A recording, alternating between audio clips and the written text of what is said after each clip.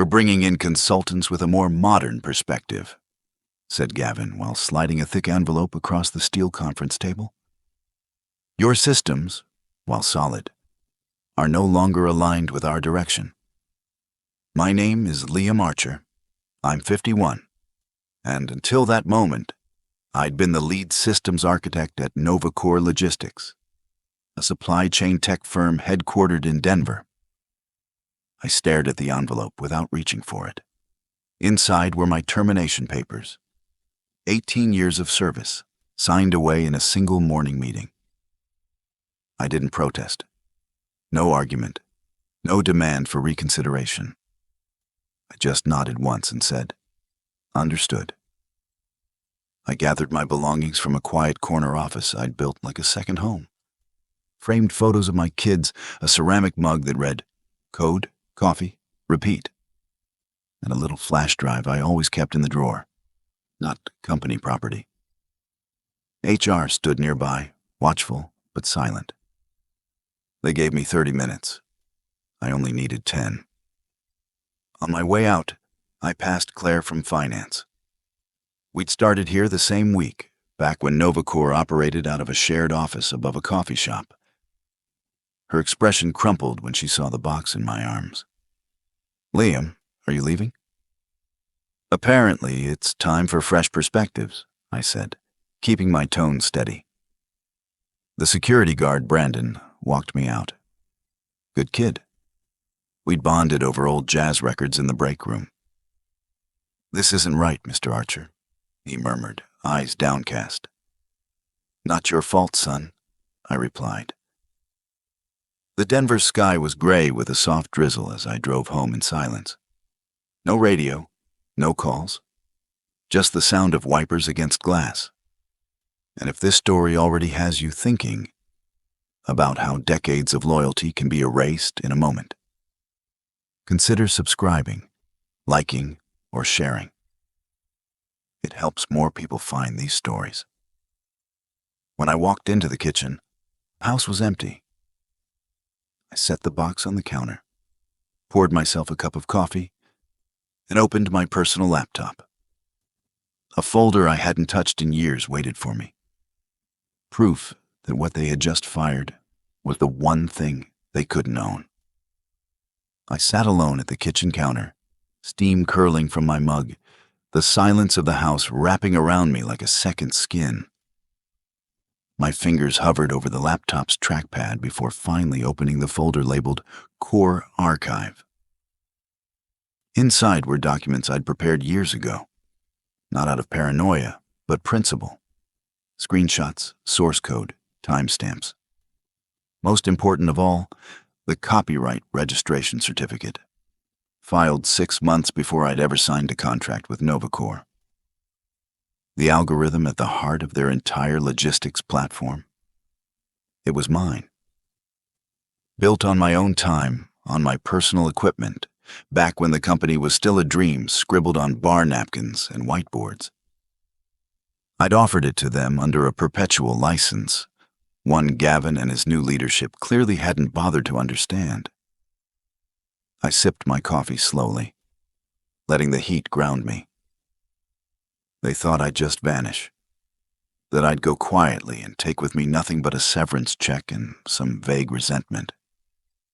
But they hadn't realized I never gave them ownership. Only permission. And now, with that permission revoked, well, I wouldn't have to lift a finger. The cracks would come. Not immediately, but soon. I leaned back in my chair, eyes scanning the lines of code on screen, still elegant after all these years. I didn't feel anger. Not yet. What I felt was something colder. Something quieter. A clarity, sharp as winter air. Let them run their trendy audits. Let the consultants push their updates. Without the original architecture, without the key, they were building on sand. I first met Daniel Rios, NovaCore's original founder, back in 2005 at a logistics tech expo in Austin. He was standing next to a booth with a half-working prototype and a hand-painted sign. What caught my attention wasn't the product. It was the frustration on his face as he explained their database bottleneck to uninterested passersby. We grabbed drinks later that evening. Over 2 hours and a napkin full of scribbles, I sketched out a new data structure. One that could scale without collapsing under its own weight. He didn't hesitate. "Come join us," he said, extending a hand across the table. For the next 5 years, I barely saw the sun. We worked from a shared garage on the outskirts of Boulder, surviving on energy drinks, stale pizza, and the belief that we were building something meaningful. I missed birthdays, anniversaries. Even my daughter Lily's first piano recital. Karen tried to be patient, but I saw the toll. "You're married to your code, Liam," she'd say. And she wasn't wrong. When Daniel had his stroke in 2012, everything nearly collapsed. He stepped back. I stepped up, not as CEO, but as the one who kept the engines running. I led the engineering team, reassured our nervous investors, and quietly kept the product from breaking under the pressure. That year, we landed our first government logistics contract. The year after that, a national supply chain signed on. Novacor was no longer a startup. We were infrastructure. And I was the architect behind the curtain, essential, invisible, and forgotten just as easily. When Daniel sold Novacor in 2020, I understood. He'd spent years in recovery, wanted to travel with his wife, and finally enjoy the grandkids. But the moment the ink dried on the acquisition papers, I felt it. That quiet shift in energy. The boardroom no longer echoed with ideas, just projections and quarterly targets. The private equity firm that bought us spoke in spreadsheets. To them, Novacor wasn't a product or a mission. It was a vessel for profit extraction. Still, I stayed. I thought maybe I could anchor the integrity of what we'd built. Then came the pandemic. Supply chains everywhere buckled. Our systems didn't. While competitors scrambled, Novacor held firm. Hospitals, government agencies, disaster relief networks. They all leaned on us. I slept in the server room more than I did at home, triple-checking failover protocols while Karen left meals at the door. When it was over, the board sent me a plaque and a bonus. Nice gestures. Surface level. Temporary. Last year, they brought in Gavin Whitmore as CEO. A former consultant with a polished resume, a $2 million signing bonus, and no curiosity about how our systems actually worked. 2 weeks in, he canceled our annual dev retreat. 3 weeks in, he restructured engineering. 1 month later, I was called legacy infrastructure in a leadership meeting. I didn't argue. I just kept the platform running. But at home, I started backing things up, quietly, legally, precisely. Karen noticed the change in me before I said a word. "They're pushing you out, aren't they?" she asked. I didn't answer right away. I just nodded and said, "Not yet." "But they will." That weekend, I sat in the garage with an old legal pad and started verifying everything: file hashes, timestamps, licensing documents, copyright records. Not because I planned to go to war, but because I knew how these things played out. You don't survive nearly 2 decades in tech without learning to prepare for the knife before it's at your back. I reviewed the original agreement I'd signed with Daniel, one that predated my employment contract. It outlined a clear boundary. The algorithm remained mine. Novacor received a perpetual, non-transferable license, contingent on mutual agreement or continued employment. Not ownership, not transfer, just use. Every line of that code had been written in my apartment, before there was a company name, before we had a logo. No company resources, no shared servers. Just me, a secondhand ThinkPad, and a problem I couldn't stop thinking about. I stored backup copies in encrypted drives, cross-checked registration dates, made sure there were no loose ends. It wasn't paranoia. It was precision. Insurance. Through it all, I kept one truth to myself, the most important one: the core algorithm, the engine behind every route optimization, warehouse sync, and load balancing feature. They never had it in full. They never asked. And I never gave. They didn't even know what was missing. Not yet. But they would. 3 days after they let me go, I was in the backyard, replacing a warped fence post when my phone started buzzing. Once. Twice. Then a flood. Missed calls from Novacore's main line, 2 from Gavin's direct number, and a voicemail that didn't bother hiding the panic. Liam, this is Gavin. We're experiencing some disruptions with the core systems. We could really use your expertise. Please call back immediately. I didn't. Instead, I finished the fence, wiped the dirt from my hands, and walked back inside. An hour later, texts began rolling in. From former engineers, project leads, even Claire from finance. Servers are failing. The consultants changed something, and now nothing's syncing. Client dashboards are crashing. Are you seeing this? No, I wasn't. I was cooking dinner with Karen. She chopped vegetables while I stirred a pot of soup. We ate with the kids and watched an old movie afterward. I turned my phone off before the second act. That night, while the storm brewed elsewhere, our home was calm. I didn't feel triumphant. Not yet. But I felt still, like a tide pulling back before the break. They had fired the architect to bed and handed the blueprint to decorators. Now, they were discovering the walls they'd torn down, held up the roof. The next morning, I woke to an email marked, "Urgent Consulting Opportunity."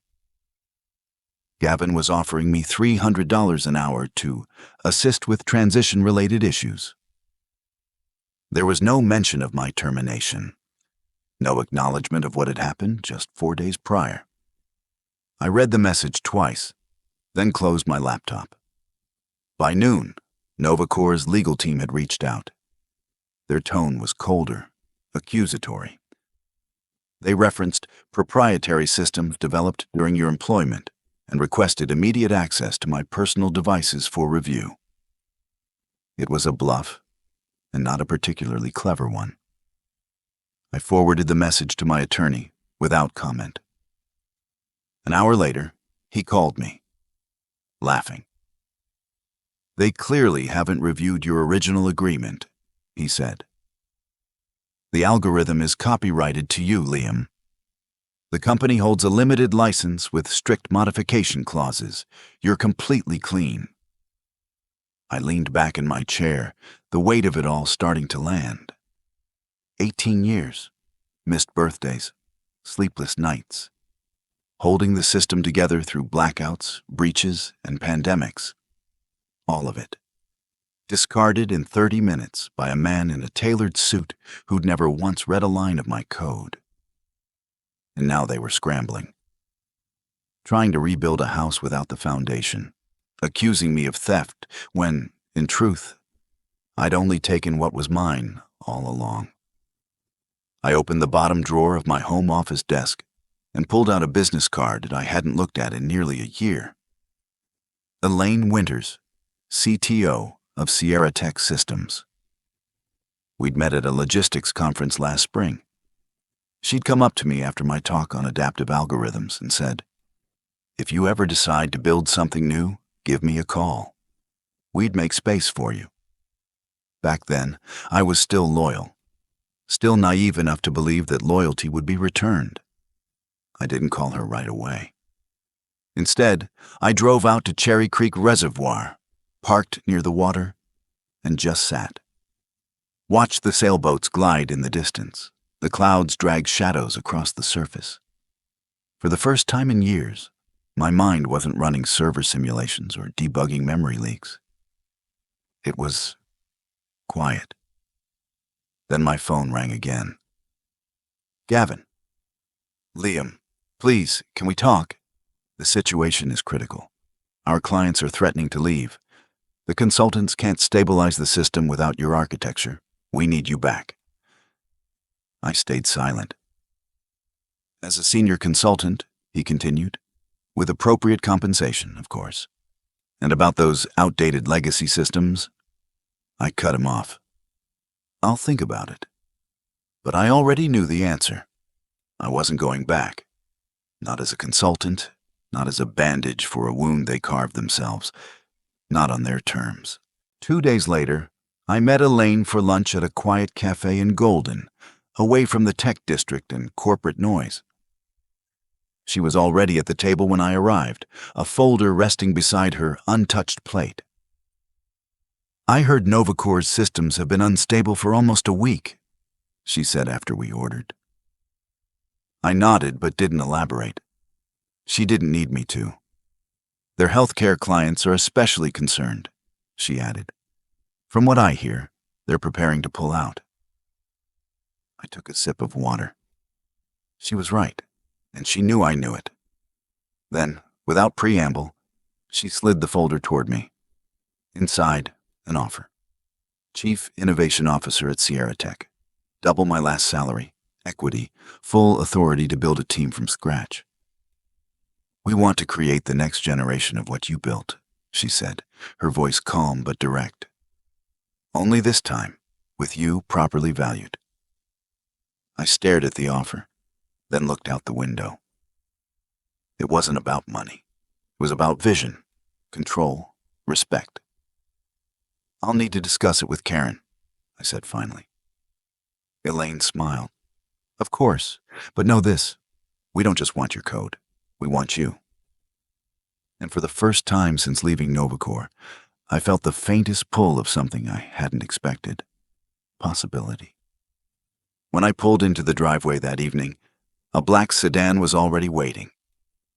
2 men in tailored suits stood on the porch, their posture rigid, rehearsed. As I stepped out of the car, the older one approached with a practiced smile.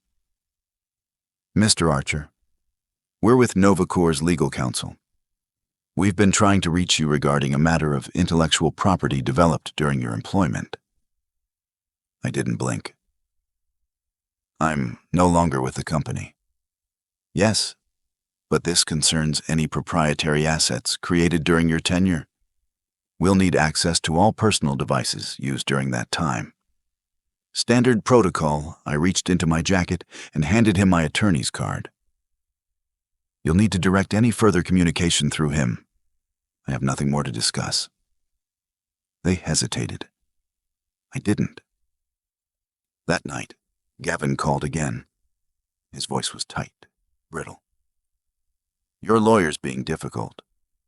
We don't want this to turn hostile, Liam. Legal disputes, public filings, nobody wins. Then what is it you want? I asked. 6 months, full salary.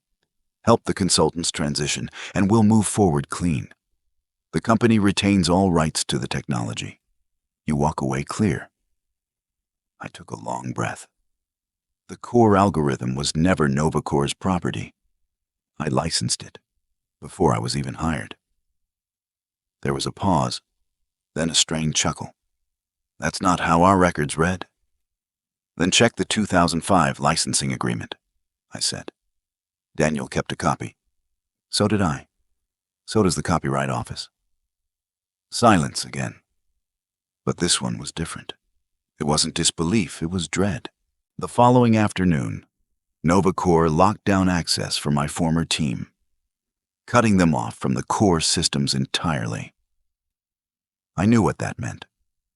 The consultants were trying to rebuild from scratch, blindly reverse engineering something they never understood. By evening, 3 major client servers had gone offline. I was in the garage, sorting through a box of old tools, when Karen appeared in the doorway. She watched me for a moment, then stepped closer. They're imploding, aren't they? She asked softly. I nodded once, kept my hands busy adjusting a wrench that hadn't been touched in years. Does it make you feel better? I paused, then placed the wrench down gently. Number, there are good people still working there. People who didn't deserve any of this. She nodded slowly. Neither did you. That night, news broke. Novacore's stock dropped 20% on reports of system instability and potential data exposure. The messages from former colleagues started pouring in. What did you do? Did you sabotage something before you left? I answered them all with the same truth. I did nothing. They modified a licensed system without permission, and now they're paying for it. It wasn't vengeance. It was gravity. You don't rip out the foundation and expect the house to stand. It happened on a rainy Tuesday afternoon in the parking lot of a hardware store. I had just grabbed a few replacement parts for the sprinkler system when I heard someone call my name. Liam. I turned. Mark Tullis, one of the senior engineers from my old team. We'd worked side by side for nearly a decade. He looked thinner, sleep-deprived, the kind of tired that didn't come from code reviews but from watching things fall apart in real time. Didn't expect to see you out here, he said, arms crossed. Neither did I replied. You holding up all right? He laughed, bitter and clipped. Depends. You mean before or after the consultants nuked the platform? Before or after Claire in finance got laid off for a mistake she didn't make? I felt the sting in his tone, but stayed calm. Mark, I didn't sabotage anything. No, he cut in, because that's not what it looks like. You left and everything started breaking. Now everyone thinks you set it up that way. I took a breath. Slow. Steady. I didn't burn the house down, Mark. I just stopped holding up the beams after they fired me. He looked away, jaw clenched. You could have warned us. I tried, I said quietly. I told Gavin, told the board. They didn't want to hear it. And let's not pretend you didn't see it coming. You knew the system. You knew what was under the hood. Silence stretched between us as cars passed in the wet street. We were a team once, he finally said. Now it's every man for himself. I looked at him, not with anger, but with something closer to grief. We can still be a team, but not under people who see us as disposable. He didn't respond, just gave a tired nod and turned toward his car. As I watched him drive away, I realized something. Even those who stayed loyal to the system weren't loyal to leadership. They were loyal to each other. And that loyalty, it was cracking under the weight of betrayal. That evening, another email arrived. This one from an anonymous address. No greeting, no signature. Just a PDF attachment titled Confidential Transfer Memo. I opened it slowly, heart already sinking before the first line loaded. It was an internal proposal, outlining plans to sell Novacore's healthcare division to a direct competitor. Names, timelines, pricing structures. But worse, it detailed a workaround to bypass existing client confidentiality agreements. If executed, it wouldn't just be unethical, it could be criminal.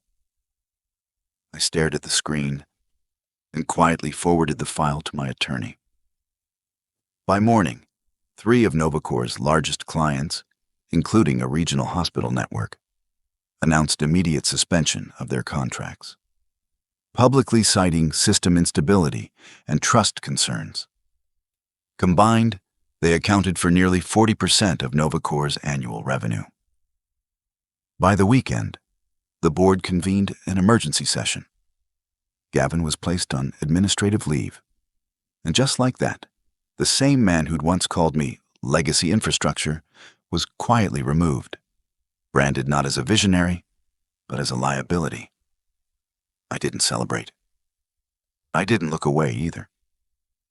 The machine that discarded me had begun to dismantle itself. And somewhere inside that chaos, I saw the beginnings of a shift, not just in the company, but in what might come next. 1 week after my termination, I met Daniel Rios for lunch at a small diner tucked away in Englewood, far from Novacor's polished headquarters. He looked older, of course. Retirement had softened him. But the fire in his eyes was still there. "They really did it, huh?" he said, shaking his head as he slid into the booth. "Tried to rebuild your algorithm from scratch, idiots." I smirked, but said nothing. He pulled a worn folder from his briefcase and placed it on the table. "Remember this?" Inside was the original 2005 partnership agreement, not the employment contract, but the personal agreement between the two of us. It clearly stated that the algorithm remained my intellectual property, with Novacor receiving a perpetual license, contingent on mutual consent or continued employment. "You protected me," I said, thumbing the edge of the paper. "You were taking a risk," he replied. "I wasn't going to let them own something they didn't help create." I looked up at him. "Did you warn the new owners?" He nodded. "During due diligence, yes. But they weren't interested in details from the past, just the client list and projected margins." That's when it clicked, the full picture. My termination hadn't been about fresh perspectives at all. The equity firm planned to strip Novacor down, sell off the parts, and maximize short-term gains. I wasn't a threat to their vision, I was an obstacle. "There's one more thing," Daniel said, leaning forward.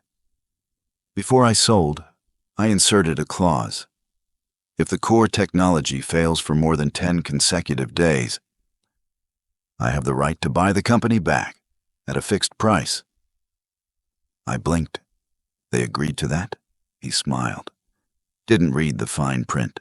That night, as I sat on the back deck with Karen, watching the sun slip behind the foothills, I told her everything.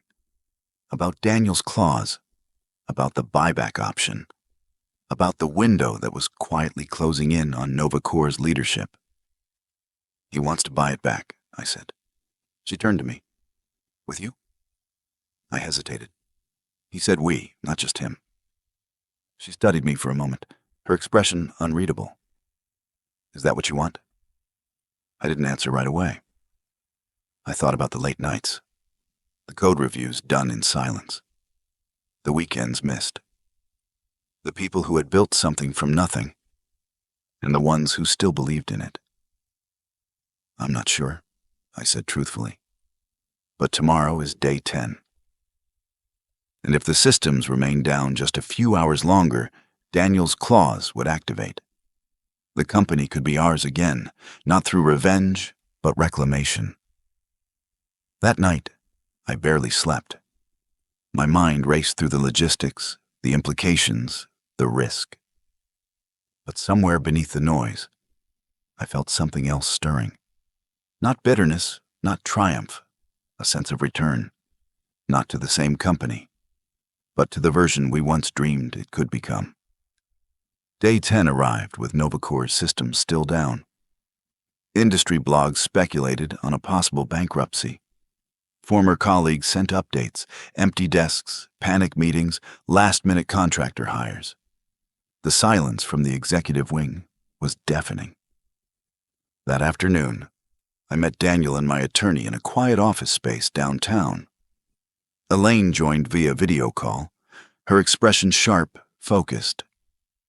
"The board is desperate," my lawyer said. "They've offered you $3 million for a permanent license transfer." "And if we wait?" I asked. Daniel leaned in. "At midnight, my buyback clause activates. $8 million to reacquire the company, fixed price. You have that lined up?" $4 million secured from my side. The other half would need to come from new partners. All eyes turned to Elaine. "Sierra Tech is prepared to invest," she said evenly. $4 million for a 40% stake, contingent on Liam stepping in as CTO with equity and full innovation control. I blinked. I thought you wanted me at Sierra Tech. I want you building what matters. Doesn't have to be under my banner, it just has to be real. My mind churned. Possibilities, pressure, purpose. Then I looked at Daniel. There's one condition, I said. No layoffs. And we create an employee ownership program. The people who stayed through this deserve better. He smiled. Agreed. We got to work. Drafted the license retraction. Filed Daniel's buyback intent. Reviewed every clause, twice. By evening, the offer was in Novacore's hands. At 6 p.m., Gavin called one last time. Whatever they're offering, Liam, we'll double it. Just fix the systems. Today. I didn't even hesitate. It's not about the money. By 8 p.m., Gavin had been officially terminated. The board didn't announce it publicly, just a quiet internal notice and an erased profile on the leadership page. Within the hour, they reached out directly. We've made mistakes, the chairman admitted over a video call, his tone brittle. But we believe there's still a path forward. There is, I replied, by honoring Daniel's buyback clause and stepping aside for an orderly transition. They hesitated, just for a moment. But they knew the alternative. Legal battles, client losses, collapse. At 11:30 p.m., 30 minutes before the deadline, they conceded. The paperwork was signed at midnight. Daniel regained ownership. Elaine's partnership was formalized. And I, after weeks of silence, stress, and stalling, sat at my kitchen table drafting a message I never expected to write. To the Novacore team, the algorithm will be restored tomorrow morning. We are under new ownership. No jobs will be lost. Full explanation at the all-hands meeting. I hit send. Karen walked in as I closed the laptop. So, you're going back? I looked at her and shook my head. Not back. Forward. This wasn't about fixing what had been broken. It was about rebuilding what was never properly protected in the first place, this time on our terms.